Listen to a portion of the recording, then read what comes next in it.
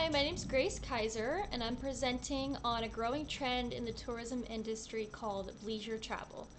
So oftentimes people ask if you're traveling for business, pleasure, and in this case, it's both. Leisure travel is blended trips for business and pleasure, and they are growing and becoming more and more popular. Business travelers are taking nearly 405 million trips a year and are adding on vacation time 60% of the time.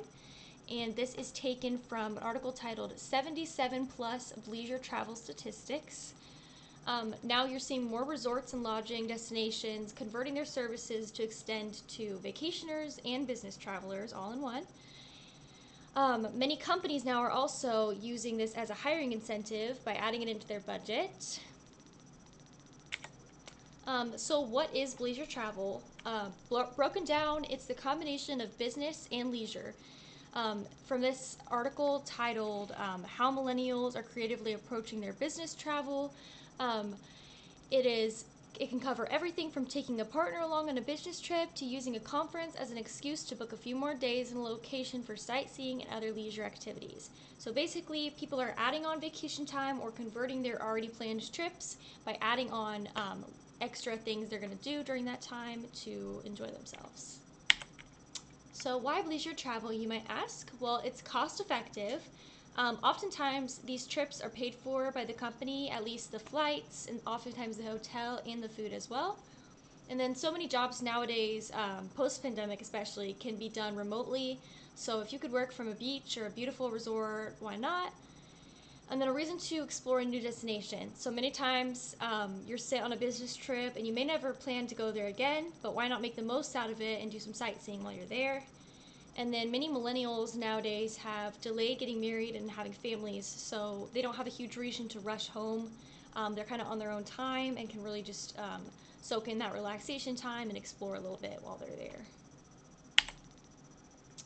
The perks of leisure travel are higher productivity, creativity, and mental health, saving money on expensive flights and stays, and being able to work from anywhere. So obviously lots of benefits for not only the traveler, but also for the company as they're getting higher productivity from their employees. So this trend is growing in the industry in a lot of ways. It began really in 2009 and has continued to grow. 51% of business trips and 52% of international trips now are turning into leisure trips. And then on average, these trips used to last 2 to 3 days, and they're now lasting almost a week or more. Oftentimes people are just adding on these vacation days and extending that trip out. And leisure is booming for airlines, hotels, restaurants, and many other tourist attractions. What you're seeing now is a lot of hotels and industries are marketing toward this. They're getting the word out there that they're not only a business hotel anymore, they're also a place where you can unwind, swim, etc.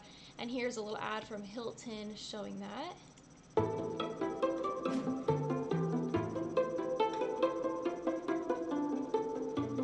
This is how to turn a business trip into a vacation with Hilton.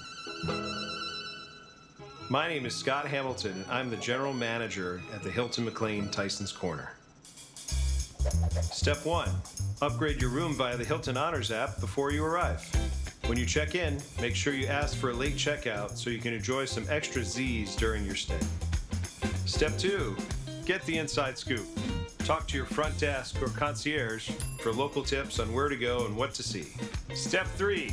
Work it out. Keep your mind and body sharp by creating opportunities to work out during your stay. Step 4. Make a splash. Grab your favorite book and bathing suit and head to the pool to really channel those vacation vibes.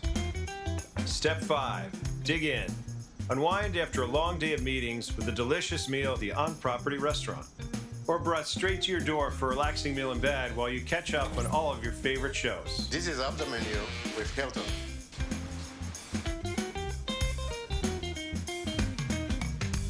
And that's how to turn a business trip into a vacation. Fun fact, when I'm not at work, you'll find me cycling. Each year I bike from Pittsburgh to Washington, D.C. to raise money for wounded veterans.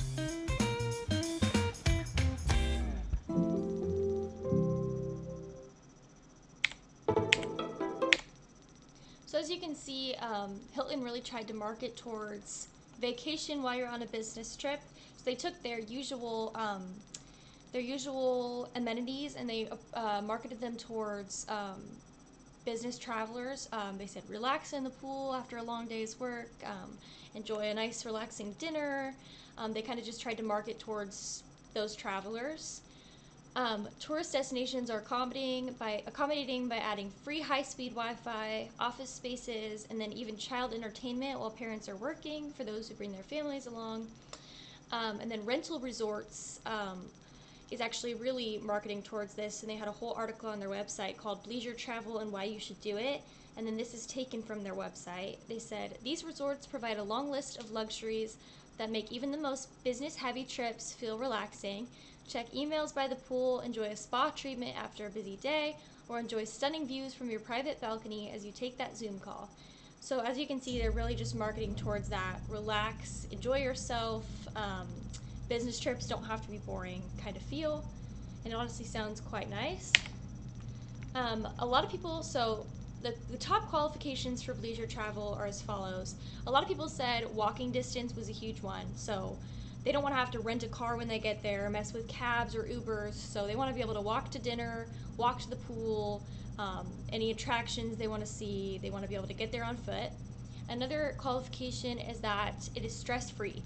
On a business trip, they're already busy working, so they don't want to have to deal with any extra stresses. Quiet destinations are good, less traffic or noise. Obviously, you're not going to want to choose Disney World if you're going on a leisure trip. So just really somewhere you can unwind and kind of rejuvenate.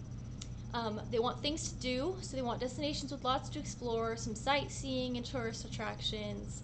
But then obviously the number one is that they need somewhere with strong internet connection and a good solid place to work. So from Leisure Travel and Why You Should Do It, they list the top tips for leisure travel. So these are as follows. Tip number one was actually to separate your work from your leisure a little bit. So they recommended not filling your whole relaxation time with work tasks. So breaking that time up and giving yourself time to kind of de-stress is a good one. The second tip was to make sure that you have strong Wi-Fi wherever you choose to work. It's a pretty obvious one.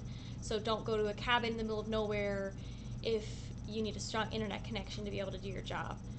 And then the final tip was, if your leisure travel cuts into your vacation days, try adding on weekends or holidays to save your money in your vacation days. And finally, leisure travel is just a great way to make work feel like a vacation. And then here are all my references. Thank you.